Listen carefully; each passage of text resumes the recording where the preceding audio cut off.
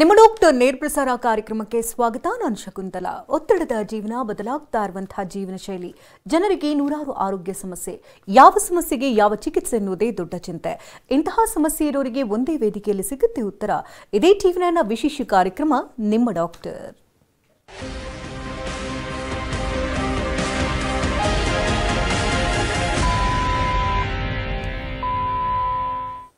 ಬದಲಾಗ್ತಾ ಇರುವಂತಹ ಜೀವನ ಶೈಲಿ ಮತ್ತು ಆಹಾರ ಕ್ರಮದಿಂದ ಅನೇಕ ರೀತಿಯ ಆರೋಗ್ಯ ಸಮಸ್ಯೆಗಳು ಬೆಂಬಿಡದೆ ಕಾಡ್ತಾ ಇದೆ. ಅದರಲ್ಲೂ ಇತ್ತೀಚಿನ ದಿನಮಾನಗಳಲ್ಲಿ ಮಕ್ಕಳಾಗೋದಕ್ಕೆ ಸಾಕಷ್ಟು ಸಮಸ್ಯೆಗಳಾಗ್ತಾ ಇದೆ. 30 ವರ್ಷದ ನಂತರ ಮಕ್ಕಳು ಮಾಡಿಕೊಳ್ಳೋಕೆ ಹೊರಡುವಂತಹ ಮಹಿಳೆಯರಿಗೆ ಅನೇಕ ರೀತಿಯ ಆರೋಗ್ಯ ಸಮಸ್ಯೆಗಳು ಎದುರಾಗ್ತಾ ಇದೆ. ಹಾಗಾದ್ರೆ 30 ವರ್ಷದ ನಂತರದಲ್ಲಿ ಮಕ್ಕಳನ್ನ ಮಾಡಿಕೊಳ್ಳೋರು ಯಾವ ರೀತಿ ಪ್ಲಾನ್ ಅನ್ನ ಮಾಡಬೇಕು, ಯಾವ್ಯಾವ ಚಿಕಿತ್ಸೆಯನ್ನ ಮಾಡಬೇಕು, ಅವರ ಜೀವನ ಶೈಲಿ ಹೇಗಿರಬೇಕು, ಏನೆಲ್ಲ ಟೆಸ್ಟ್ಗಳನ್ನು ಮಾಡಿಸಬೇಕಾಗುತ್ತೆ, ಯಾವ ರೀತಿ ಮುನ್ನೆಚ್ಚರಿಕಾ ಕ್ರಮಗಳನ್ನ ತೆಗೆದುಕೊಳ್ಳಬೇಕು, ಇದೆಲ್ಲದರ ಬಗ್ಗೆ ಮಾತನಾಡೋದಕ್ಕೆ ನಮ್ಮ ಕಾರ್ಯಕ್ರಮದಲ್ಲಿ ಅಪೋಲೋ ಕ್ರೆಡಲ್ ಮತ್ತು ಚಿಲ್ಡ್ರನ್ಸ್ ಹಾಸ್ಪಿಟಲ್ನ ವೈದ್ಯರಾಗಿರ್ತಕ್ಕಂಥ ಡಾಕ್ಟರ್ ಅಪೂರ್ವ ಪಲ್ಲಂರೆಡ್ಡಿ ಅವರು ನಮ್ಮೊಟ್ಟಿಗಿದ್ದಾರೆ. ನಮ್ಮ ಕಾರ್ಯಕ್ರಮಕ್ಕೆ ವೆಲ್ಕಮ್ ಮಾಡೋಣ. Welcome to the show. Thank you. ಇತ್ತೀಚಿನ ದಿನಗಳಲ್ಲಿ ನೋಡೋದಾದ್ರೆ ಅಂದ್ರೆ ಈ ಹಿಂದೆ ಎಲ್ಲ ಒಂದು 20-25 ವರ್ಷದೊಳಗಡೆ ಮಕ್ಕಳು ಮಾಡ್ಕೊಂಡು ಬಿಡ್ತಾ ಇದ್ರು. ಮತ್ತೆ ಇತ್ತೀಚಿನ ದಿನಮಾನಗಳಲ್ಲಿ ನೋಡೋದಾದ್ರೆ ಎಲ್ಲರೂ ಕೂಡ ಕರಿಯರ್ ಓರಿಯೆಂಟೆಡ್ ಇರ್ತಾರೆ. ಕೆಲಸ ಮಾಡೋಣ, ಒಂದು ಮನೆ ಮಾಡೋಣ, ಒಂದು ಸ್ವಲ್ಪ ದುಡ್ಡು ಮಾಡೋಣ, ಆಮೇಲೆ ಮಕ್ಕಳು ಮಾಡ್ಕೊಳ್ಳೋಣ ಅಂತ ಈ ರೀತಿ ಪ್ಲಾನ್ ಮುಂದೂಡ್ತಾ ಇರ್ತಾರೆ. ಸೊ ಇದರಿಂದಾಗಿ ಈ ಹಿಂದೆಲ್ಲ IVF ಅದನ್ನೆಲ್ಲ ತುಂಬ ವಿರಳ ಇರ್ತಿತ್ತು. ಇತ್ತೀಚಿನ ದಿನಗಳಲ್ಲಿ ನೋಡೋದಾದ್ರೆ ಪ್ರತಿಯೊಂದು ಮನೆಯಲ್ಲೂ ಕೂಡ IVF ಬೇಬಿ ಹುಟ್ಟೋ ಥರ ಹಾಗಾಗ್ಬಿಟ್ಟಿದೆ. ಅಂದ್ರೆ ಅಷ್ಟು ಕಾಲಘಟ್ಟ ಬದಲಾಗ್ತಾ ಇದೆ. ಏನು ಹೇಳ್ತೀರಿ ಈ ಬಗ್ಗೆ? ಸೊ ಫಸ್ಟ್ ಥಿಂಗ್, ನಾವು ಏಜ್ ಅದ್ ರಿಲೇಟೆಡ್ ಪ್ಲಾನಿಂಗ್ ಅಂತ ಹೇಳ್ತೀವಿ. ಸೊ ಈಗ ಫಾರ್ ಎಕ್ಸಾಂಪಲ್ಗೆ 30 ಇಯರ್ಸ್ ಆದಮೇಲೆ ಕನ್ಸೀವ್ ಆಗಲಿಕ್ಕೆ it is not that okay ತುಂಬ ಪ್ರಾಬ್ಲಮ್ ಆಗುತ್ತೆ ಅವ್ರ ಪ್ರಾಬ್ಲಮ್ ಆಗತ್ತೆ ಅಂತ ಅಲ್ಲ.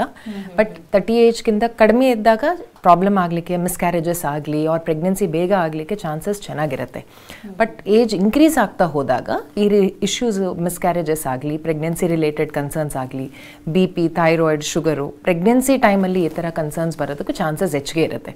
ಸೊ ಅದಕ್ಕೋಸ್ಕರ first thing we always tell that ನಾವು ಎಷ್ಟೇ ಚೇಂಜಸ್ ಮಾಡಿದ್ರೂ ಏಜ್ನ ನಾವು ಯಾವಾಗಲೂ ಕಂಪ್ಲೀಟಾಗಿ ರಿವರ್ಸ್ ಮಾಡೋಕ್ಕಾಗಲ್ಲ.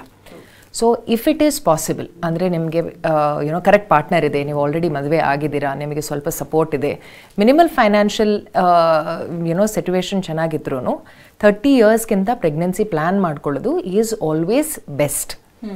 ಬಿಕಾಸ್ ನಾವು ಮೆಡಿಕೇಷನ್ಸ್ ಆಗಲಿ, ಸಪ್ಲಿಮೆಂಟ್ಸ್ ಆಗಲಿ, ಇದೆಲ್ಲ ಎಷ್ಟು ಕೊಟ್ಟಿದ್ರೂ ಸಹ ಆ್ಯಸ್ ಏಜ್ ಇನ್ಕ್ರೀಸಸ್ ಕನ್ಸರ್ನ್ಸ್ ಜಾಸ್ತಿ ಆಗ್ತಾನೆ ಹೋಗುತ್ತೆ. But if it is not possible, next ನಾವು ಪ್ಲ್ಯಾನ್ ಮಾಡ್ಕೋಬೇಕು ಅಂತ ಅಂದರೆ ಪ್ಲಾನಿಂಗ್ ಅನ್ನೋದು ಮಿನಿಮಮ್ 3 ಮಂತ್ಸ್ ಮುಂಚೆಯಿಂದ, ಈಗ ಲೈಕ್ ನಾವು ಆಗಸ್ಟಿಂದ ಪ್ರೆಗ್ನೆನ್ಸಿ ಪ್ಲ್ಯಾನ್ ಮಾಡಬೇಕು ಅಂತ ಅಂದರೆ ಮಿನಿಮಮ್ ಮೇಯಿಂದ ನಾವು ಬಾಡಿನ ಪ್ರಿಪೇರ್ ಮಾಡಬೇಕಾಗತ್ತೆ. So that will include diet, exercise, sleep. ಈ 3 ಪ್ಯಾಟರ್ನ್ಸ್ ನಾವು ಕರೆಕ್ಟಾಗಿ ಮೇಂಟೈನ್ ಮಾಡ್ಕೊಂಡಿದ್ರೆ, ಅಂದರೆ if you are able to maintain a healthy diet, ನಾವು ಹೆಲ್ದಿ ಡಯಟ್ ಅಂತ ಹೇಳ್ತೀವಿ ದಟ್ ಫ್ರೂಟ್ಸ್ ತೊಗೋಬೇಕು ಅಂತ ಅಂದ್ರೂ ಕಷ್ಟನೇ, ಈಗ ವೆಜಿಟೇಬಲ್ಸ್ ತೊಗೋಬೇಕು ಅಂತ ಅಂದ್ರೂ ಪೆಸ್ಟಿಸೈಡ್ಸ್ ಅಂತ ಇದೆ. ಬಟ್ ಆದಷ್ಟು ಮೆಜಾರಿಟಿ ನಾವೇನು ಹೇಳ್ತೀವಿ ಅಂದರೆ ಹೋಮ್ ಕುಕ್ಡ್ ಫುಡ್ ನೀವು ಕರೆಕ್ಟಾಗಿ ತೊಗೊಳ್ತಾ ಇದ್ರೆ ಅಟ್ಲೀಸ್ಟ್ ಅದರೊಳಗಡೆ ನಾವೇನು ಇಂಗ್ರೀಡಿಯೆಂಟ್ಸ್ ಹಾಕ್ತಾ ಇದ್ದೀವಿ ಅನ್ನೋದು ನಮ್ಮ ಕಂಟ್ರೋಲಲ್ಲಿರುತ್ತೆ. 3 ಮಂತ್ಸ್ ಅಂತ ಯಾಕೆ ಹೇಳ್ತೀವಿ ಅಂದರೆ ಎಗ್ ಮೆಚ್ಯೂರ್ ಆಗಲಿಕ್ಕೇನು, ಸ್ಪರ್ಮ್ ಪ್ರೊಡ್ಯೂಸ್ ಆಗಲಿಕ್ಕೇನು it takes about 3 months time. So ಅದಕ್ಕೋಸ್ಕರ 3 ಮಂತ್ಸ್ ಮುಂಚೆಯಿಂದ ನಾವು diet, exercise and sleep pattern ಕರೆಕ್ಟಾಗಿ ಮೇಂಟೈನ್ ಮಾಡಿಕೊಂಡಿದ್ರೆ egg quality, sperm quality improve ಆಗುತ್ತೆ. ಸೊ ಹಾಗಾಗಿ ನ್ಯಾಚುರಲ್ ಪ್ರೆಗ್ನೆನ್ಸಿ ಆಗಲಿಕ್ಕೆ ಚಾನ್ಸಸ್ಸು ಬೆಟರ್ ಆಗುತ್ತೆ ಅಂತ. ಅಂದರೆ ಮುಂದೆ ಒಂದು 2-3 ವರ್ಷಗಳು ಬಿಟ್ಟ ನಂತರದಲ್ಲಿ ಮಗು ಮಾಡ್ಕೋಣ ಅಂತಂದವ್ರಿಗೆ ತುಂಬ ಆಪ್ಷನ್ಸ್ ಕೂಡ ಇವಾಗಿದೆ. ಎಗ್ ಫ್ರೀಸಿಂಗ್ ಅಂತೆಲ್ಲ ಕೇಳಿ, ಈ ಬಗ್ಗೆ ಮಾಹಿತಿ ಕೊಡೋದಾದ್ರೆ. ಸೊ ಪ್ರೆಗ್ನೆನ್ಸಿ ಡಿಲೇ ಮಾಡ್ಕೋಬೇಕು ಅಂತ ಅಂದ್ರೂ ಅವ್ರ ಪ್ರೆಗ್ನೆನ್ಸಿ ಪ್ಲ್ಯಾನ್ ಮಾಡ್ಕೋಬೇಕು ಅಂತ ಅಂದ್ರೂ ನಾವು ಫರ್ಟಿಲಿಟಿ ಚೆಕ್ ಮಾಡಿ ಅಂತ ಹೇಳ್ತೀವಿ. ಸೊ ಈಗ ಹೆಂಗೆ ನಾವು ಹೆಲ್ತ್ ಚೆಕ್ ಮಾಡ್ತೀವಿ, ಥೈರಾಯ್ಡ್, ಕೊಲೆಸ್ಟ್ರಾಲ್, ಶುಗರ್ ಆ ಥರ ಯಾವುದಾದ್ರೂ ತೊಂದರೆ ಇದೆಯಾ ಇಲ್ವಾ ಅಂತ ನೋಡಲಿಕ್ಕೆ, ಅದೇ ರೀತಿ ಫರ್ಟಿಲಿಟಿ ಚೆಕ್ಕಲ್ಲಿ ಪ್ರೆಗ್ನೆನ್ಸಿ ಬರಲಿಕ್ಕೆ ನಮ್ಗೆ ಬೇಕಾಗಿರೋದು ಎಲ್ಲ ಫ್ಯಾಕ್ಟರ್ಸು ಹೆಲ್ದಿಯಾಗಿದೆಯಾ ಅನ್ನೋದು ನೋಡಲಿಕ್ಕೆ ಟೆಸ್ಟ್ ಮಾಡ್ತೀವಿ. ವಿಮೆನ್ಗೆ, ಫಿಮೇಲ್ ಪಾರ್ಟ್ನರ್ಗೆ ಒನ್ ಇಂಪಾರ್ಟೆಂಟ್ ಟೆಸ್ಟ್ ಅಂತ ಹೇಳಿದರೆ AMH ಅಂತ ಒಂದು ಟೆಸ್ಟ್ ಹೇಳ್ತೀವಿ, ಆ್ಯಂಟಿ ಮುಲೇರಿಯನ್ ಹಾರ್ಮೋನ್ ಅಂತ. ಸೊ ಈ ಟೆಸ್ಟಲ್ಲಿ ನಮ್ಮ ಬಾಡಿ ಒಳಗಡೆ ಎಷ್ಟು ಎಗ್ಸ್ ಇದೆ, ಇನ್ನೂ ನಾವು 1 year or 2 years pregnancy delay ಮಾಡಿದ್ರೂ ಸಹ ಏನಾದರೂ ಕನ್ಸರ್ನ್ಸ್ ಆಗುತ್ತಾ, ಪ್ರಾಬ್ಲಮ್ ಆಗುತ್ತಾ ಅನ್ನೋದು ಗೊತ್ತಾಗಲಿಕ್ಕೆ AMH ಅನ್ನೋದು is a good test. AMH levels ಚೆನ್ನಾಗಿದ್ರೆ ಇನ್ನೊಂದು 1 ಇಯರ್ ನಾವು ಡಿಲೇ ಮಾಡಿದ್ರೂ ಆವಾಗ ಟ್ರೀಟ್ಮೆಂಟ್ ಇಲ್ದಿರಾನು ಪ್ರೆಗ್ನೆನ್ಸಿ ಆಗಲಿಕ್ಕೆ ಚಾನ್ಸಸ್ ಹೆಚ್ಚಿಗೆ ಇರುತ್ತೆ. ಬಟ್ AMH ಲೆವೆಲ್ಸ್ ಕಡಿಮೆ ಇದ್ದರೆ ಆವಾಗ ನಾವು ಪೇಷಂಟ್ಸ್ಗೆ ಸ್ವಲ್ಪ ಬೇಗ ಪ್ಲ್ಯಾನ್ ಮಾಡಿ, ತುಂಬ ಡಿಲೇ ಮಾಡಬೇಡಿ, ಆರ್ ಮಲ್ಟಿವೈಟಮಿನ್ಸು ಸಪ್ಲಿಮೆಂಟ್ಸು ತೊಗೊಳ್ಳೋದು ಸ್ಟಾರ್ಟ್ ಮಾಡಿ, ಸೊ ದಟ್ AMH ಲೆವೆಲ್ಸ್ ನಿಮಗೆ ಇನ್ನೂ ಇಂಪ್ರೂವ್ ಆಗಲಿಕ್ಕೆ ಚೆನ್ನಾಗಿರುತ್ತೆ ಅಂತ. ಅಂದರೆ ಹೆಲ್ದಿ ಲೈಫ್ ಸ್ಟೈಲ್ ಅಂದರೆ ಹೇಗಿರಬೇಕಂತ ಹೇಳ್ತೀರಿ? Night shifts I think is a huge concern. That ನಾವು we call it as a pattern of a trio ಅಂತ ಹೇಳ್ತೀವಿ. ದಟ್ ಬ್ಯಾಂಗ್ಳೂರ್ಗೆ ರೀಸೆಂಟಾಗಿ ಶಿಫ್ಟ್ ಆಗಿರೋದವರು, IT-ಯಲ್ಲಿ ನೈಟ್ ಶಿಫ್ಟ್ಸ್ ಮಾಡ್ತಾ ಇರೋದವರು, ಆ್ಯಂಡ್ PG-ಯಲ್ಲಿ ಊಟ ಮಾಡ್ತಾ ಇರೋದವರು. This is a typical trio combination for women who have a higher chance of developing PCOS. So PCOS or hormonal irregularity or period related issues ಬರಲಿಕ್ಕೆ ಈ 3 ಕಾಂಬಿನೇಷನ್ ಇರೋದು ತುಂಬ ದೊಡ್ಡ concern. Usually once they go back to their home town ಊರಿಗೆ ಹೋದಾಗ cycles regular ಆಗಿ ಆಗೋಗುತ್ತೆ, but when they are here ಈ ಸೈಕಲ್ ಇರೆಗ್ಯುಲಾರಿಟಿ ಇನ್ನೂ ಹಂಗೆ ಇರುತ್ತೆ. ಸೊ ಈ 3 ಪ್ಯಾಟರ್ನ್ಸ್ನ ನಾವು ಬ್ಯಾಲೆನ್ಸ್ ಮಾಡಬೇಕು. ಓಕೆ, ಒಬ್ರು ಕಾಲರ್ ಹಿಡಿದ್ರೆ ಮಾತನಾಡ್ಸೋಣ. ಸುಮಿತ್ರಾ ಅವರು ಕರೆ ಮಾಡಿದ್ದಾರೆ ಹೊಸಪೇಟೆಯಿಂದ. ನಮಸ್ತೆ ಸುಮಿತ್ರಾ ಅವರೇ. ನಮಸ್ತೆ, ಡಾಕ್ಟರ್ ಇದ್ದಾರೆ, ಮಾತನಾಡಿ. ನಮಸ್ತೆ ಸುಮಿತ್ರಾ ಅವರೇ, ಹೇಳಿ. ಮೇಡಮ್, ನಮ್ಮ ಮಗಳು ಮದುವೆಗೆ 6 ತಿಂಗಳಾಯ್ತು ಮೇಡಮ್. ಮೇಡಮ್ 6 ತಿಂಗಳಾಗಿದೆಯಾ? ಮೇಡಮ್, ಜೂನ್ 13ಗೆ ಲಾಸ್ಟ್ ಪೀರಿಯಡ್ಸ್ ಆಗಿತ್ತು ಮೇಡಮ್ ಅವ್ರದ್ದು. ಓಕೆ. ಮೇಡಮ್, ಆಮೇಲೆ ಇವತ್ತು ಮತ್ತೆ ಆಗಿದ್ದಾಳೆ ಮೇಡಮ್. 1 ತಿಂಗಳ ಮೇಲೆ 25 ದಿವಸ. ಮೇಡಮ್, ಸೊ ಜರ್ನಿ ಮಾಡಿದ್ರಿಂದ ಇದೇ ಆಗೈತೆ ಅಂತ ಮೇಡಮ್. ಜರ್ನಿ ಮಾಡ್ಯಾರ ನಿನ್ನೆ. ಓಕೆ, ಸಿ ಪ್ರೆಗ್ನೆನ್ಸಿ ಟೆಸ್ಟು ಮಾಡ್ದಿರಾನೆ ನಾವು ಅದು ಮಿಸ್ಕ್ಯಾರೇಜ್ ಆರ್ ಬರೀ ಪೀರಿಯಡ್ ಡಿಲೇ ಆಗಿದೆಯಾ ಅನ್ನೋದು ಹೇಳಕ್ಕೆ ಕಷ್ಟ ಆಗುತ್ತೆ. ಬಟ್ ನೀವು ಸಿಂಪ್ಟಮ್ಸ್ ಹೇಳ್ತಾ ಇರೋದ್ರಿಂದ ಮೋಸ್ಟ್ ಲೈಕ್ಲಿ ಅದು ನಿಮಗೆ ಬರೀ ಪೀರಿಯಡ್ ಮಾತ್ರ ಡಿಲೇ ಆಗಿದೆ, ಇದು ಪ್ರಾಪರ್ ಪ್ರೆಗ್ನೆನ್ಸಿ ಆಗಿ ಅಬಾರ್ಟ್ ಆಗಿರೋದು ಆ ಥರ ಅಂತ ಅನಿಸ್ತಾ ಇಲ್ಲ. ಒಂದ್ಸತಿ ಪೀರಿಯಡ್ 2ನೇ ದಿವಸ ಅಥವಾ 3ನೇ ದಿವಸ ಸ್ಕ್ಯಾನಿಂಗ್ ಮಾಡಿಸಿ ನೋಡಕ್ಕೆ ಹೇಳಿ. ಅದರಲ್ಲಿ ನಮಗೆ ಹಾರ್ಮೋನಲ್ ಅಬ್ನಾರ್ಮಾಲಿಟೀಸ್ ಅಂದರೆ PCOS ಆ ಥರ ಏನಾದರೂ ಇದೆಯಾ ಅನ್ನೋದು ಗೊತ್ತಾಗುತ್ತೆ. ಬಟ್ ಸೈಕಲ್ಸ್ ರೆಗ್ಯುಲರ್ ಮಾಡ್ಕೋಬೇಕು ಅಂತ ಅಂದರೆ most natural and effective way is weight loss. Exercise ಮಾಡಿ ನೀವು ವೆಯ್ಟ್ ಮ್ಯಾನೇಜ್ ಮಾಡ್ಕೊಂಡಿದ್ರೆ, ವೆಯ್ಟ್ ಕಡಿಮೆ ಆಗಿದ್ರು ಅಂದರೆ ತೂಕ ಕಡಿಮೆ ಆಗಿಲ್ಲ ಅಂತ ಅಂದ್ರೂ ಪರವಾಗಿಲ್ಲ, ಬಟ್ ಬಾಡಿ ಫ್ಯಾಟ್ ಪರ್ಸೆಂಟೇಜ್ ಕಡಿಮೆ ಆದ್ರೂ ಸಾಕು, ಸೈಕಲ್ಸ್ ಆಟೋಮ್ಯಾಟಿಕಲಿ ರೆಗ್ಯುಲರೈಸ್ ಆಗುತ್ತೆ. ಓಕೆ, ಧನ್ಯವಾದ ಸುಮಿತ್ರಾ ಅವರೇ ಕರೆ ಮಾಡೋದಕ್ಕಾಗಿ. ಇನ್ನೊಂದು ತುಂಬ ಜನರಿಗೆ ನಾವು ಇತ್ತೀಚಿನ ದಿನಗಳಲ್ಲಿ ಕೇಳುವಂಥ ಅಂದರೆ ಸಮಸ್ಯೆಗಳಂತಂದರೆ, ಇದಕ್ಕೆ ತುಂಬ ಜನರು ಗರ್ಭ ಧರಿಸ್ತಾರೆ, ಇದಕ್ಕಿಂತ ಮಿಸ್ಕ್ಯಾರೇಜ್, ಈ ಒಬ್ಬರು ಕಾಲರ್ ಕೂಡ ಹೇಳಿದರು ಮಿಸ್ಕ್ಯಾರೇಜ್ ಆಗುತ್ತೆ, ಅಥವಾ ಕಾಂಟ್ರಾಸೆಪ್ಟಿವ್ ಪಿಲ್ಸ್ ಯೂಸ್ ಮಾಡೋದ್ರಿಂದ ಸಮಸ್ಯೆಗಳಾಗ್ತಾ ಇರುತ್ತೆ. ಅಂದರೆ ಯಾವಾಗ ಡಾಕ್ಟ್ರನ್ನ ಕನ್ಸಲ್ಟ್ ಮಾಡಬೇಕು ಮತ್ತು ಅವ್ರಿಗೆ ಯಾವ ರೀತಿ ಮಾಹಿತಿಗಳನ್ನ ಕೊಡಲಾಗುತ್ತೆ ಅಂತ? ಸೊ ಪ್ರೆಗ್ನೆನ್ಸಿ ಬರೋಕ್ಕೆ ಮುಂಚೆನೇ ನಾವು ಪ್ರೀನೇಟಲ್ಸ್ ಅಂತ ಹೇಳ್ತೀವಿ. ಅಂದರೆ folic acid, vitamin D3, B12, zinc. Pregnancy ಹೆಲ್ದಿಯಾಗಿ ಫಾರ್ಮ್ ಆಗಲಿಕ್ಕೆ ಯಾವ ಥರ ಮಲ್ಟಿವೈಟಮಿನ್ಸ್ ತೊಗೋಬೇಕು ಅನ್ನೋದು ಎಲ್ಲ ಕಾಂಬಿನೇಷನಲ್ಲಿ ಪ್ರೀನೇಟಲ್ಸ್ ಅಂತ ಹೇಳ್ತೀವಿ. Multivitamins are different, prenatals are different, because ಇದು they are specific for pregnancy and conception. So 3 months ಮುಂಚೆಯಿಂದ ಪ್ರೀನೇಟಲ್ಸ್ ಸ್ಟಾರ್ಟ್ ಮಾಡಬೇಕು. ಆ್ಯಂಡ್ ಒಂದ್ಸತಿ ಪ್ರೆಗ್ನೆನ್ಸಿ ಆದಮೇಲೆ ದಟ್ ಪ್ರೆಗ್ನೆನ್ಸಿ ಸಪೋರ್ಟಿಂಗ್ ಸಪ್ಲಿಮೆಂಟ್ಸ್ ಅಂತ ಹೇಳ್ತೀವಿ, ಅದು ಡೈಟ್ ರೀತಿ ಆಗಲಿ, ಮಿಲ್ಕ್ ಪೌಡರ್ ರೀತಿ ಆಗಲಿ, ಆರ್ ಪ್ರೊಜೆಸ್ಟ್ರಾನ್ ಅಂತ ಹೇಳ್ತೀವಿ, ಆ ಥರ ಮಲ್ಟಿವೈಟಮಿನ್ಸ್ ಆಗಲಿ ತೊಗೋಬೇಕು. ಬಟ್ ಮೋಸ್ಟ್ ಇಂಪಾರ್ಟೆಂಟ್ ಫ್ಯಾಕ್ಟರ್ ಏನು ಅಂತ ಅಂದರೆ, ಪ್ರೆಗ್ನೆನ್ಸಿ ಹೆಲ್ದಿಯಾಗಿ ಫಾರ್ಮ್ ಆಗಿಲ್ಲ ಅಂತ ಅಂದರೆ ನಾವು ಎಷ್ಟೇ ರೀತಿ ಸಪೋರ್ಟ್ ತೊಗೊಂಡಿದ್ರೂ ಅದು ಕಂಟಿನ್ಯೂ ಆಗಲ್ಲ. That is again where age will come into picture. Okay. But miscarriage ಆದರೆ ಮೇನ್ 3 ಟೆಸ್ಟ್ಸ್ ನೆಕ್ಸ್ಟ್ ಪ್ರೆಗ್ನೆನ್ಸಿ ಬರೋಕ್ಕೆ ಮುಂಚೆ ನಾವು ಅಡ್ವೈಸ್ ಮಾಡ್ತಾ ಇರೋದು, ಒಂದು 3D ಸ್ಕ್ಯಾನ್, ಅಂದರೆ ಫೀಮೇಲ್ ಪಾರ್ಟ್ನರ್ಗೆ ಅವ್ರ ವೈಫ್ಗೆ 3D ಸ್ಕ್ಯಾನ್ ಅಂತ ಹೇಳ್ತೀವಿ. ಇದರೊಳಗಡೆ ನಮಗೆ ಗರ್ಭಕೋಶ ಸೈಜ್ ಹೆಂಗಿದೆ, ಒಳಗಡೆ ಪ್ರೆಗ್ನೆನ್ಸಿ ಪಾಪು ಕ್ಯಾರಿ ಮಾಡಲಿಕ್ಕೆ ಜಾಗ ಚೆನ್ನಾಗಿದೆಯಾ, ಹೆಲ್ದಿಯಾಗಿದೆಯಾ ಅನ್ನೋದು ನೋಡ್ತೀವಿ. ಆ್ಯಪ್ಲಾ ಅಂತ ಬ್ಲಡ್ ಟೆಸ್ಟ್ ಮಾಡ್ತೀವಿ, ಆ್ಯಂಟಿಫಾಸ್ಫೋಲಿಪಿಡ್ ಆ್ಯಂಟಿಬಾಡಿ ಟೆಸ್ಟ್ ಅಂತ. ಸೊ ಇದರಲ್ಲಿ ಬ್ಲಡ್ಡು ಅಂದರೆ ಮದರಿಂದ, ತಾಯಿಯಿಂದ ಮಗುಗೆ ಹೋಗ್ತಾ ಇರೋದು ಬ್ಲಡ್ಡು ಥಿಕ್ ಆಗೋದ್ರೆ ಅವ್ರ ಬ್ಲಡ್ ಕ್ಲಾಟ್ ಆದರೆ ಆವಾಗ ನ್ಯೂಟ್ರಿಷನ್ ಅನ್ನೋದು ಸ್ಟಾಪ್ ಆಗೋಗುತ್ತೆ. ಸೊ ಇದರಿಂದನೇ ಒಂದೊಂದು ಸತಿ ನಮಗೆ 7 ವೀಕ್ಸಲ್ಲಿ ಪಾಪು ಹಾರ್ಟ್ ಬೀಟ್ ಬರುತ್ತೆ, ಮತ್ತು ನಾವು 10 ವೀಕ್ಸಲ್ಲಿ ನೋಡಿದಾಗ ಹಾರ್ಟ್ ಬೀಟ್ ಸ್ಟಾಪ್ ಆಗೋಗಿದೆ ಅಂತ. ಆ್ಯಂಡ್ ಥರ್ಡ್ ಟೆಸ್ಟು ಮೇಲ್ ಫ್ಯಾಕ್ಟರಿಂದ, ಅಂದರೆ ಹಸ್ಬೆಂಡ್ ಸ್ಪರ್ಮ್ ಪ್ಯಾರಾಮೀಟರ್ಸಲ್ಲಿ DNA fragmentation index or DFI ಅಂತ ಟೆಸ್ಟ್ ಹೇಳ್ತೀವಿ. ಒಂದ್ಸತಿ ಮಿಸ್ಕ್ಯಾರೇಜ್ ಆದರೆ ನೆಕ್ಸ್ಟ್ ಟೈಮ್ ಪ್ರೆಗ್ನೆನ್ಸಿ ಆಗಲಿಕ್ಕೆ ಮುಂಚೆ ಮತ್ತೆ ಮಿಸ್ಕ್ಯಾರೇಜ್ ಆಗಬಾರ್ದು ಅಂತ ನಾವೇನಾದರೂ ಟೆಸ್ಟ್ ಮಾಡ್ಕೋಬೇಕು ಅಂದರೆ it is these 3 test. Okay, ಮತ್ತೊಬ್ರು ಕಾಲರ್ ಹಿಡಿತಾರೆ, ತುಮಕೂರಿನಿಂದ ನೇತ್ರಾ ಕರೆ ಮಾಡಿದ್ದಾರೆ. ನಮಸ್ತೆ ನೇತ್ರಾ ಅವರೇ. ನಮಸ್ತೆ ಮೇಡಮ್. ಡಾಕ್ಟರ್ ಇದ್ದಾರೆ, ಮಾತನಾಡಿ. ನಮಸ್ತೆ ನೇತ್ರಾ, ಹೇಳಿ. ಮೇಡಮ್ ನನಗೆ ಅದು ಜೂನ್ ಮಂತಲ್ಲಿ ಪೀರಿಯಡ್ ಆಗಿತ್ತು. ಜೂನ್ ಅಲ್ಲ, ಮೇ ಮಂತಲ್ಲಿ. ಮತ್ತೆ ನನಗೆ 1 month 20 days ಆಗಿತ್ತು. ಅದು ಮಾರ್ನಿಂಗ್ ಇಂದ ಸ್ವಲ್ಪ ಬ್ಲೀಡಿಂಗ್ ಕಾಣ್ತಿದೆ. ಅದು ಮಾರ್ನಿಂಗ್ ಅಷ್ಟೇ ಬ್ಲೀಡಿಂಗ್ ಕಾಣಿಸುತ್ತೆ, ಆಮೇಲೆ ಸಂಜೆವರೆಗೂ ಏನು ಬ್ಲೀಡಿಂಗ್ ಅನ್ಸಲ್ಲ. ಪೀರಿಯಡ್ ಟೈಮಲ್ಲಿ ಜಾಸ್ತಿ ನೋವು ಆ ಥರ ಇರುತ್ತಾ? ಇಲ್ಲ ಮೇಡಮ್, ಇತ್ತೀಚೆಗೆ ಇರಲಿಲ್ಲ. ಮೊದಲಿತ್ತು, ಇತ್ತೀಚೆಗೆ ಇರಲಿಲ್ಲ. Okay, so again you can see that how common period related irregularities are. ಎಷ್ಟು ಕಾಮನ್ ಆಗಿ almost 50 to 60% of the women ನಮ್ಮ ಕ್ಲಿನಿಕ್ ಬರೋದವ್ರಿಗೆ ಪೀರಿಯಡ್ ರಿಲೇಟೆಡ್ ಅಬ್ನಾರ್ಮ್ಯಾಲಿಟೀಸ್ ಇರುತ್ತೆ. And most of the times 80% of the times ಈ period related abnormalities are either because of PCOS or because of thyroid. We tell one thing that ವರ್ಷಕ್ಕೆ ಒಂದು ಸತಿ ನಿಮ್ಮದು cycle delay ಆಗೋದು is okay. ಅಂದರೆ ಪ್ರತಿ ಸತಿ ನಮಗೆ ಪೀರಿಯಡ್ ಡಾಟ್ ಆನ್ ಟೈಮ್ ಬರಬೇಕು ಅಂತ ಏನೂ ಇಲ್ಲ. ಪ್ರತಿ ಸತಿ ಪೀರಿಯಡ್ 30 daysಗೆ ಬರಬೇಕು ಅಂತ ಏನೂ ಇಲ್ಲ. 21 days to 35 days ರೇಂಜಲ್ಲಿ ಸೈಕಲ್ ಬರ್ತಾ ಇದ್ರೆ that is still considered as normal.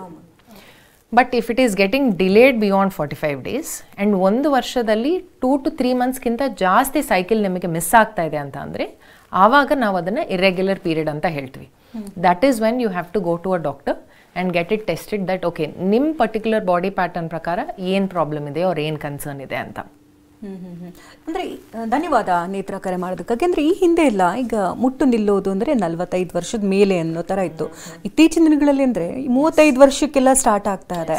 ಹಾಗಾಗಿ ಈ ಪ್ರೆಗ್ನೆನ್ಸಿನ ಮುಂದೂಡೋದ್ರಿಂದ ಏನಾದರೂ ಸಮಸ್ಯೆಗಳಾಗುತ್ತೆ ಅಂದರೆ ಈಗ ಬೇಬಿ ಹೆಲ್ದಿಯಾಗಿ ಹುಟ್ಟುತ್ತೋ ಇಲ್ವೋ ಆ ಸಮಸ್ಯೆಗಳು, ಆ ಕ್ವೆಶನ್ಸ್ ಎಲ್ಲ ಸಹಜವಾಗಿ ಕಾಡುತ್ತೆ. ಕರೆಕ್ಟ್. ಸೊ ಇದನ್ನೇ ನಾವು ಪ್ರಿಮೆಚ್ಯೂರ್ ಒವೇರಿಯನ್ ಫೇಲ್ಯೂರ್ ಅಂತ ಹೇಳ್ತೀವಿ. ಸೊ ನಮ್ಮ ಬಾಡಿ ಒಳಗಡೆ ನಾವು ಹುಟ್ಟಿದಾಗ ಇರೋದು ಎಗ್ಸು ಐಡಿಯಲಿ ನಮಗೆ 50 years or 55 years ತನಕ ಹಾರ್ಮೋನ್ಸ್ ಪ್ರೊಡ್ಯೂಸ್ ಮಾಡೋದು ಕಂಟಿನ್ಯೂ ಮಾಡಬೇಕು, ಅದರಿಂದನೇ ನಮಗೆ ಸೈಕಲ್ಸ್ ಬರ್ತಾ ಇರುತ್ತೆ. ಬಟ್ ಬಿಕಾಸ್ ರೈಟ್ ನಾವು ನಮ್ಗೆ ಆಗ್ತಾ ಇರೋದು ಇಷ್ಟು ಜಾಸ್ತಿ exposure of toxins, right from let's say the cosmetics we use to the air that we breathe or the food that we eat or water we drink, whatever we are having it, there is some amount of pesticides agli toxicity agli idde ide. 100% purified anta yaudu illa. So ee factors in the overall ovarian reserve andre namge egg count enidyo aduna 45 years or 50 years ಬರಬೇಕಾಗಿರೋದು it is coming only now to 35 years or 40 years. So ಆ ಥರ eggs ಬೇಗ reduce ಆಗ್ತಾ ಇದೆ ಅಂತಂದರೆ ಅವ್ರಿಗೆ ನಾವು egg freezing R ಊಸೈಡ್ freezing ಅಂತ ಹೇಳ್ತೀವಿ. ಬಟ್ ಅಗೇನ್ ಊಸೈಡ್ ಫ್ರೀಸಿಂಗಲ್ಲಿನೂ ಎಷ್ಟು ಕಡಿಮೆ ಏಜಲ್ಲಿ ನೀವು ಮಾಡಿದರೆ ಅಷ್ಟು ಬೆಟರ್. ಪ್ರಾಬಬಿಲಿಟಿ ನಾವು ನೆಕ್ಸ್ಟ್ ಟೈಮ್ ಈಗ ನಾವು ಎಗ್ಸು ಒಂದು 5-10 eggs ಫ್ರೀಸ್ ಮಾಡಿಬಿಟ್ಟಿದ್ದೀವಿ ಅಂತ ಅಂದರೆ ನಮಗೆ ಡೆಫಿನೆಟ್ ಆಗಿ 100% ಪ್ರೆಗ್ನೆನ್ಸಿ ನಿಲ್ಲುತ್ತೆ ಅಂತ ಅಲ್ಲ. So it is about having the correct number of eggs at the correct age. So again 30 years time alli ನಾವು egg freezing or embryo freezing ಮಾಡ್ಕೊಂಡಿದ್ರೆ, that is if you know that okay next 5 years ಅಲ್ಲಿ ನಾವು ಪ್ರೆಗ್ನೆನ್ಸಿಗೆ plan ಮಾಡ್ತಾ ಇಲ್ಲ ಅಂತ ನೀವು sure ಇದ್ದೀರಾ ಅಂತ ಅಂದರೆ ಬೇಗನೆ ನೀವು ಎಂಬ್ರಿಯೋಸ್ ಫ್ರೀಸ್ ಮಾಡ್ಕೊಳ್ಳೋದು is A good option. But having said that ನೀವು ಎಂಬ್ರಿಯೋಸ್ ಫ್ರೀಸ್ ಮಾಡಿದ್ದೀರಾ ಅಂತ ನೆಕ್ಸ್ಟ್ ಪ್ರೆಗ್ನೆನ್ಸಿಗೆ ಪ್ಲಾನ್ ಮಾಡ್ತಾ ಇದ್ದಾಗ ಅದನ್ನು ಯೂಸ್ ಮಾಡಲೇಬೇಕು ಅಂತ ಏನೂ ಇಲ್ಲ. It will be more of an insurance or a backup for you. ಆವಾಗ್ಲೂ ನೀವು ಪ್ರೆಗ್ನೆನ್ಸಿಗೆ ನ್ಯಾಚುರಲಿ ಟ್ರೈ ಮಾಡ್ಬೋದು. ಬಟ್ ಪ್ರೆಗ್ನೆನ್ಸಿ ನಿಲ್ತಿಲ್ಲ ಅಂತ ಅಂದರೆ then you don't have to worry too much because ನಮಗೆ plan B or fall back option ಇದೆ. ಅಂದರೆ ಈಗ IVF ಮತ್ತು IUI ಅಂದರೆ ಯಾವ ಸಂದರ್ಭದಲ್ಲಿ ಕೊಡಲಾಗುತ್ತೆ? ಜೊತೆಗೆ ಈಗ ತುಂಬ ಜನ ಅಂದ್ಕೊಳ್ತಾರೆ ಈಗ ಮಕ್ಕಳಾಗ್ತಾ ಇಲ್ಲ, 5 ವರ್ಷ ಆಗಿಲ್ಲ, 6 ವರ್ಷ ಆಗಿಲ್ಲ ಅಂದರೆ ಡಾಕ್ಟರ್ ಹತ್ರ ಹೋದ ತಕ್ಷಣ ಅವ್ರು IVF ಹೇಳ್ಬಿಡ್ತಾರೆ ಅನ್ನೋ ಒಂದು ಭಯ ಇರುತ್ತೆ. ಜೊತೆಗೆ ಅದರಿಂದ ಅಡ್ವರ್ಸ್ ಎಫೆಕ್ಟ್ ಕೂಡ ಇತ್ತೀಚಿನ ದಿನಗಳಲ್ಲಿ ಹೆಚ್ಚಾಗಿದೆ. Correct. So that is a huge misconception that okay ನಾವು ಹೋದ ತಕ್ಷಣ ನಮಗೆ ಪ್ರೆಗ್ನೆನ್ಸಿ ಆರ್ ದಟ್ ಟ್ರೀಟ್ಮೆಂಟ್ ಥರನೇ ನಾವು ಹೇಳ್ತೀವಿ ಅಂತ. IUI or IVF. IUI is a very simpler process. ಈಗ ನಾವು ತಿಂಗಳಿಗೆ 1 ದಿವಸ ಅಂಡಾಣು ರಿಲೀಸ್ ಆಗುತ್ತೆ, ಅದನ್ನು ನಾವು ಓವ್ಯುಲೇಷನ್ ಅಂತ ಹೇಳ್ತೀವಿ. ಸೊ ಯಾವ ದಿವಸ ಎಗ್ ರಿಲೀಸ್ ಆಗಿದೆ ಅನ್ನೋದನ್ನ ನೋಡಿಕೊಂಡು ಸ್ಕ್ಯಾನಿಂಗಲ್ಲಿ ಹಸ್ಬೆಂಡ್ ಸ್ಪರ್ಮ್ನ ಡೈರೆಕ್ಟಾಗಿ ಗರ್ಭಕೋಶದ ಒಳಗಡೆ ಹಾಕ್ತಾ ಇದ್ವಿ. ಸೊ ಇದರಲ್ಲಿ only advantage that we are getting is that sperm leakage ಆಗ್ದಿರ ಹೆಲ್ದಿಯರ್ ಸ್ಪರ್ಮು ಗರ್ಭಕೋಶದೊಳಗಡೆ ಎಗ್ ಹತ್ರ ಇರುತ್ತೆ ಅಂತ. That is the only thing. So ಹಾಗಾಗಿ ಪ್ರೆಗ್ನೆನ್ಸಿ ಚಾನ್ಸಸ್ IUI ಅಲ್ಲಿ ಆಗಲಿಕ್ಕೆ ಸಾಧ್ಯತೆ ಬರೀ 15-20%, ಅಂದರೆ 15-20% ಮಾತ್ರನೇ ಒಂದು ತಿಂಗಳಿಗೆ. IVF ಅಲ್ಲಿ ನಾವು ಬಾಡಿಯಿಂದ ಎಗ್ನ ಆಚೆಗೆ ತೆಗೆದು ಸ್ಪರ್ಮ್ ಜೊತೆ ಇಂಜೆಕ್ಟ್ ಮಾಡಿ ಎಕ್ಸ್ಟರ್ನಲಿ ಎಂಬ್ರಿಯೋನ 3 ದಿವಸ ಗ್ರೋ ಮಾಡಿ ಎಂಬ್ರಿಯೋನ ವಾಪಸ್ ಗರ್ಭಕೋಶದೊಳಗಡೆ ಹಾಕ್ತಾ ಇದ್ದೀವಿ. ಸೊ ಹಾಗಾಗಿ ಪ್ರೆಗ್ನೆನ್ಸಿ ಚಾನ್ಸಸ್ ಹೆಚ್ಚಿಗೆ ಇರುತ್ತೆ, ಆಲ್ಮೋಸ್ಟ್ ಅರೌಂಡ್ 50 to 60% ಅಲ್ಲಿನೂ ಇರುತ್ತೆ. ಸೊ ಏಜ್ ಕಡಿಮೆ ಇದ್ದರೆ, ಪ್ರಾಬ್ಲಮ್ಸ್ ಕಡಿಮೆ ಇದ್ದರೆ, ತುಂಬ ಟೈಮಿಂದ ಪ್ರೆಗ್ನೆನ್ಸಿ ನಿಲ್ತಾ ಇಲ್ಲ ಅಂತ ಅಂದರೆ IUI is a better option. 5 years 10 years ಆಗೋಗಿದೆ ಮ್ಯಾರೇಜ್ ಆಗಿ, ಸ್ಪರ್ಮ್ ಕೌಂಟ್ ತೀರಾ ಕಡಿಮೆ ಇದೆ, ಎಗ್ ಕೌಂಟ್ ಕಡಿಮೆ ಇದೆ, ಅಥವಾ ಫೆಲೋಪಿಯನ್ ಟ್ಯೂಬ್ಸ್ ಬ್ಲಾಕ್ ಆಗಿದೆ, ಇಂಥ ಸಿಚುವೇಶನ್ಸಲ್ಲಿ IVF will be a better option. ಮತ್ತೊಬ್ರು ಕಾಲರ್ ಇದ್ದಾರೆ, ಬೆಂಗಳೂರಿನಿಂದ ಭವ್ಯ ಕರೆ ಮಾಡಿದ್ದಾರೆ. ನಮಸ್ತೆ ಭವ್ಯ ಅವರೇ. ನಮಸ್ತೆ ಡಾಕ್ಟರ್ ಇದ್ದಾರೆ, ಮಾತನಾಡಿ. Okay madam. Hello doctor. ನಮಸ್ತೆ ಭವ್ಯ, ಹೇಳಿ. ಮ್ಯಾಮ್, ನನಗೆ ಈಗ 8 years ಬಾಯ್ ಇದ್ದೇನೆ. ಓಕೆ. ನನಗೆ ಈಗ 34 years. ಹಾಂ. ನನಗೆ ಮತ್ತೆ ಮಗು ಬೇಕು ಅಂತ ಪ್ಲಾನ್ ಮಾಡೋಣ ಅಂತ ಅನ್ಕೊಂಡಿದೀವಿ. ಆದ್ರೆ ಗಾಲ್ಬ್ಲಾಡರ್ ಸ್ಟೋನ್ ಇದೆ. ಈಗ ಏನ್ ಮಾಡ್ಬೇಕು ಅಂತ ಗೊತ್ತಾಗ್ತಿಲ್ಲ. ಸ್ಟೋನ್ ದೊಡ್ಡದಾಗಿದ್ರೆ ಐಡಿಯಲಿ ನಾವು ಪ್ರೆಗ್ನೆನ್ಸಿ ಬರೋಕ್ಕೆ ಮುಂಚೆನೇ ರಿಮೂವ್ ಮಾಡ್ಕೊಳ್ಳೋಕ್ಕೆ ಹೇಳ್ತೀವಿ. ಯಾಕಂದರೆ ಪ್ರೆಗ್ನೆನ್ಸಿ ಟೈಮಲ್ಲಿ ಗಾಲ್ ಸ್ಟೋನ್ಸು ಅಬ್ಸ್ಟ್ರಕ್ಟ್ ಆಗಲಿಕ್ಕೆ ಚಾನ್ಸಸ್ ಹೆಚ್ಚಿಗೆ ಇರುತ್ತೆ. ಆ್ಯಂಡ್ ಪ್ರೆಗ್ನೆನ್ಸಿ ಟೈಮಲ್ಲಿ ಆಪ್ರೇಷನ್ ಮಾಡಬೇಕು ಅಂತ ಅಂದರೆ ಮತ್ತೆ ಮಗುಗೆ ಕಷ್ಟ ಆಗ್ಬೋದು. ಸೊ ಹಾಗಾಗಿ ಜನರಲ್ ಸರ್ಜನ್ ಡಾಕ್ಟರ್ನೇ ಯಾರನ್ನಾದರೂ ಭೇಟಿಯಾಗಿ, ಸ್ಟೋನ್ ನಿಮಗೆ ಚಿಕ್ಕದಾಗಿದ್ದರೆ ಅವ್ರೇನಾದರೂ ಮೆಡಿಕೇಷನ್ಸ್ ಆಗಲಿ, ಸಿರಪ್ ಆಗಲಿ ಆ ಥರ ಏನಾದರೂ ಕೊಡ್ಬೋದು. ಬಟ್ ಸೈಜ್ ದೊಡ್ಡದಾಗಿದೆ ಅಂತ ಅಂದರೆ ದೆನ್ ಗಾಲ್ ಬ್ಲಾಡರ್ ತೆಗೆದುಬಿಟ್ಟು ಆವಾಗ ಪ್ರೆಗ್ನೆನ್ಸಿಗೆ ಪ್ಲ್ಯಾನ್ ಮಾಡೋದೇ ಒಳ್ಳೆಯದು. ಓಕೆ, ಧನ್ಯವಾದ ಭವ್ಯ ಕರೆ ಮಾಡೋದಕ್ಕಾಗಿ. ಜೊತೆಗೆ ಅಂದರೆ ನಿಮ್ಮ ಹಾಸ್ಪಿಟಲ್ನ ಸ್ಪೆಷಾಲಿಟಿ ಏನು? ಯಾಕಂದರೆ ಈಗ ಎಷ್ಟೋ ಹಾಸ್ಪಿಟಲ್ಸ್ ಇರುತ್ತೆ, ಈಗ ಯಾಕೆ ನಾವು ಅಪೋಲೋ ಕ್ರೆಡಲ್ನ ಚೂಸ್ ಮಾಡಬೇಕು ಅನ್ನೋದಾದರೆ? ಐ ಆಲ್ವೇಸ್ ಟೆಲ್ ಮೈ ಪೇಷಂಟ್ಸ್ಗೆ ದಟ್ ನಾವೊಂದು ಮೆಡಿಕಲಿ ನಾವು ಹೀಲ್ ಆಗಬೇಕು ಅಂತ ಅಂದರೆ it's not just the medicine that we are giving, it's the person. ನಾವು ಡಾಕ್ಟರ್ ಜೊತೆ ಎಷ್ಟು ಕಂಫರ್ಟಬಲ್ ಆಗಿದ್ವಿ, ಇರೋದು ಎನ್ವೈರ್ಮೆಂಟಲ್ಲಿ ಎಷ್ಟು ಕಂಫರ್ಟಬಲ್ ಆಗಿದ್ವಿ, ಎಷ್ಟು ಹೋಮ್ಲಿ ಆಗಿ ಫೀಲ್ ಆಗ್ತಾ ಇದ್ವಿ, ಆರ್ ದಟ್ ಪಾಸಿಟಿವ್ ಎನರ್ಜಿ ಹೆಂಗಿದೆ ಅನ್ನೋದು. ಅಫ್ಕೋರ್ಸ್ ಮೆಡಿಕಲ್ ಸೆಟಪ್ ಆಗಲಿ, ದಟ್ ಎಕ್ವಿಪ್ಮೆಂಟ್ ಆಗಲಿ, everywhere we have the best of equipment. ಅದು ನಾವು ಅಪೋಲೋ ಬಗ್ಗೆ ಸ್ಪೆಸಿಫಿಕ್ ಆಗಿ ಹೇಳೋಕ್ಕೆ ಅವಶ್ಯಕತೆ ಇಲ್ಲ. But I feel that compassion and that true need or necessity to kind of make sure that patient is comfortable ಅನ್ನೋದು is what we specialize at. ಜೊತೆಗೆ ತುಂಬ ಜನರಿಗೆ ಈಗ ಮೊದಲನೇ ಮಗು ಆಗಿರುತ್ತೆ, ಸೆಕೆಂಡ್ರಿ ಇನ್ಫರ್ಟಿಲಿಟಿ ಹೆಚ್ಚಾಗಿ ನೋಡ್ತಾ ಇದ್ದೀವಿ. 5-6 ವರ್ಷ ತನಕ ವೆಯ್ಟ್ ಮಾಡ್ತಾರೆ, ಆದರೂ ಕೂಡ ನ್ಯಾಚುರಲ್ ಆಗಿ ಬೇಬಿ ಆಗೋದಿಲ್ಲ, ಬಾಡಿನಲ್ಲಿ ಕೂಡ ಎಷ್ಟೋ ಚೇಂಜಸ್ಗಳಾಗಿರುತ್ತೆ, ಮತ್ತೆ ಆ ಟೆಸ್ಟ್ ಈ ಟೆಸ್ಟ್ ಅಂತ ಮಾಡಿಸ್ಲೇಬೇಕಾಗುತ್ತೆ. ಈ ಬಗ್ಗೆ ಏನು ಹೇಳ್ತೀವಿ? True. So again same thing, ಈಗ ನಾವು ಫಸ್ಟ್ ಪಾಪು ನ್ಯಾಚುರಲಿ ಆಗೋಗಿದೆ ಅಲ್ವಾ, ಸೊ ಹಾಗಾಗಿ ನಾವು ಸೆಕೆಂಡ್ ಟೈಮ್ ಮಗು ಆಗಲಿಕ್ಕೆ ಯಾಕೆ ಟ್ರೀಟ್ಮೆಂಟ್ ತೊಗೋಬೇಕು, ಆರ್ ಯಾಕೆ ಹೋಗಿ ಡಾಕ್ಟರ್ ಹತ್ರ ತೋರಿಸ್ಬೇಕು ಅಂತ ಅಂದ್ಕೊಳ್ತಾರೆ. ಬಟ್ ನಮಗೆ 5 ವರ್ಷ ಮುಂಚೆ BP ಶುಗರ್ ಇರಲಿಲ್ಲ ಅಂತ, ಈಗ 5 ವರ್ಷ ಆದಮೇಲೆ ನಮಗೆ BP ಶುಗರ್ ಬರದೇ ಇಲ್ಲ ಅಂತ it doesn't work like that. So ಅದಕ್ಕೋಸ್ಕರನೇ ದಟ್ 1 year ಸೆಕೆಂಡ್ರಿ ಇನ್ಫರ್ಟಿಲಿಟಿ ಇದಕ್ಕೆ ಸ್ಪೆಷಲಿ ನಾವು ಹೇಳ್ತೀವಿ, ಇದು 1 year ತನಕ ನೀವು ನ್ಯಾಚುರಲಿ ಟ್ರೈ ಮಾಡ್ಬೋದು, ಪ್ರೀನೇಟಲ್ ಸಪ್ಲಿಮೆಂಟ್ಸ್ ಅದೆಲ್ಲ ತೊಗೊಂಡು. 1 year ಅಲ್ಲಿನೂ ಪ್ರೆಗ್ನೆನ್ಸಿ ಆಗ್ತಾ ಇಲ್ಲ ಅಂತ ಅಂದರೆ ದೆನ್ ಡೆಫಿನೆಟ್ ಆಗಿ ಅರ್ಲಿಯಾಗಿ ಟೆಸ್ಟ್ ಮಾಡಿಸ್ಕೊಳ್ಳೋದು ಈಸ್ ಇಂಪಾರ್ಟೆಂಟ್. ಬಿಕಾಸ್ ಫಸ್ಟ್ ಚೈಲ್ಡ್ಗೆ ಸೆಕೆಂಡ್ ಚೈಲ್ಡ್ಗೆ ಮತ್ತೆ ಗ್ಯಾಪ್ ತುಂಬ ಜಾಸ್ತಿ ಆಗಬಾರ್ದು. ಆರ್ ದಟ್ ಒಬ್ವಿಯಸ್ಲಿ ದಟ್ ಅವ್ರದ್ದು ಏಜ್ ಏನು ಇನ್ಕ್ರೀಸ್ ಆಗ್ತಾ ಇದ್ರೆ then other related concerns start ಆಗುತ್ತೆ. ಈಗ ಓಸಿಸ್ಪರ್ಮಿಯಾ ಇರುವಂಥ ಪುರುಷರಲ್ಲಿ ಅಂದರೆ ಈ ಹಿಂದೆ ನಾವು ನೋಡಿದಂಗೆ ಡೋನರ್ಸ್ ಹತ್ರನೇ ಹೋಗಿ ಮಗು ಮಾಡ್ಕೊಳ್ಬೇಕಾದಂಥ ಅವಶ್ಯಕತೆ ಇರ್ತಿತ್ತು. ಬಟ್ ಈಗ ಟೆಕ್ನಾಲಜಿ ತುಂಬ ಅಡ್ವಾನ್ಸ್ ಆಗಿದೆ, ಟೆಸ್ಟಿಕಲ್ಸಿಂದನೇ ಅದನ್ನು ತೊಗೊಂಡು ಇವಾಗ ಮಗು ಮಾಡ್ಕೊಳ್ಳೋ ಚಾನ್ಸಸ್ಗಳಿದೆ. ಸೊ ಈ ಬಗ್ಗೆ ಒಂದು ಕ್ಲಾರಿಟಿ ಕೊಡೋದು. So almost 5% of all infertile ಕಪಲ್ಸಲ್ಲಿ ದಟ್ ಅಜೋಸ್ಪರ್ಮಿಯಾ ಅನ್ನೋದು ಕಾಂಪ್ಲಿಕೇಶನ್. ಅಜೋಸ್ಪರ್ಮಿಯಾ ಅಂದರೆ ವೀರ್ಯಾಣುನೇ ಇಲ್ಲ ಆರ್ ಸ್ಪರ್ಮ್ಸೇ ಇಲ್ಲ ಅಂತ. ಯಾ. ಸೊ ಅದು ನಾವು ಯೂಶಲಿ ಎಜಾಕ್ಯುಲೇಟ್ ಸ್ಯಾಂಪಲಿಂಗ್ ಅಂದರೆ ಸೆಮೆನಲ್ಲಿ ಟೆಸ್ಟ್ ಮಾಡಿ ನೋಡ್ತೀವಿ. ಬಟ್ ಕೆಲವರಿಗೆ ಟೆಸ್ಟಿಸಿಂದ, ಬೀಜದಿಂದ ಸ್ಪರ್ಮ್ಸ್ ಎಲ್ಲಿ ಪ್ರೊಡ್ಯೂಸ್ ಆಗ್ತಾ ಇದೆಯೋ ಅದರಿಂದ ಆಚೆಗೆ ಬರ್ತಾ ಇರೋದು ಪೈಪಲ್ಲಿ ಬ್ಲಾಕೇಜ್ ಏನಾದರೂ ಆದ್ರೂ ಎಜಾಕ್ಯುಲೇಟ್ ಸ್ಯಾಂಪಲಲ್ಲಿ ನಮಗೆ ಸ್ಪರ್ಮ್ ಸಿಗಲ್ಲ. ಸೊ ಅಂಥ ಪೇಷಂಟ್ಸ್ಗೆ ಅಥವಾ ಸ್ಪರ್ಮ್ ಪ್ರೊಡಕ್ಷನ್ ತುಂಬ ಕಡಿಮೆ ಇದೆ ಅನ್ನೋದು ಪೇಷಂಟ್ಸ್ಗೆ ಡೈರೆಕ್ಟ್ ಆಗಿ ನಾವು ಟೆಸ್ಟಿಸಿಂದ ಸ್ಪರ್ಮ್ಸ್ನ ಎಕ್ಸ್ಟ್ರಾಕ್ಟ್ ಮಾಡ್ತೀವಿ. ಅದನ್ನೇ ಟೆಸ್ಟಿಕ್ಯುಲರ್ ಸ್ಪರ್ಮ್ ಎಕ್ಸ್ಟ್ರಾಕ್ಷನ್ ಅಂತ ಹೇಳ್ತೀವಿ. ಸೊ ಇಂಥ ಸಿಚುವೇಶನಲ್ಲಿ ನಾವು will definitely have to do a IVF itself or an ICSI ಅಂತ ಹೇಳ್ತೀವಿ, intracytoplasmic sperm injection. So sperms extract ಮಾಡಿ ಡೈರೆಕ್ಟ್ ಆಗಿ ಎಗ್ ಜೊತೆ ಇಂಜೆಕ್ಟ್ ಮಾಡಿ ಆವಾಗ ಪ್ರೆಗ್ನೆನ್ಸಿ ಫಾರ್ಮ್ ಮಾಡ್ತೀವಿ. ಕಾರ್ಯಕ್ರಮಕ್ಕೆ ಆಗಮಿಸಿ ಹಲವು ಮಾಹಿತಿಯನ್ನು ನೀಡಿದ್ರಿ, ಧನ್ಯವಾದಗಳು. Thank you so much. ವೀಕ್ಷಕರೇ, ಡಾಕ್ಟರ್ ಅಪೂರ್ವ ಅವ್ರನ್ನ ಭೇಟಿ ಆಗಬೇಕಂದ್ರೆ ಅಡ್ರೆಸ್ ಪ್ಲೇಟ್ ಈ ರೀತಿದೆ, ನೋಟ್ ಮಾಡ್ಕೊಳ್ಳಿ. ಅಪೋಲೋ ಕ್ರಿಡಲ್ ಮತ್ತು ಚಿಲ್ಡ್ರನ್ಸ್ ಹಾಸ್ಪಿಟಲ್ ನಂಬರ್ 25 46ನೇ cross TMC layout Raghavendra Swami ಮಠದ ಎದುರು 5ನೇ ಬ್ಲಾಕ್ ಜಯನಗರ ಬೆಂಗಳೂರು 560011 ದೂರವಾಣಿ ಸಂಖ್ಯೆ ಈ ರೀತಿದೆ 8447734796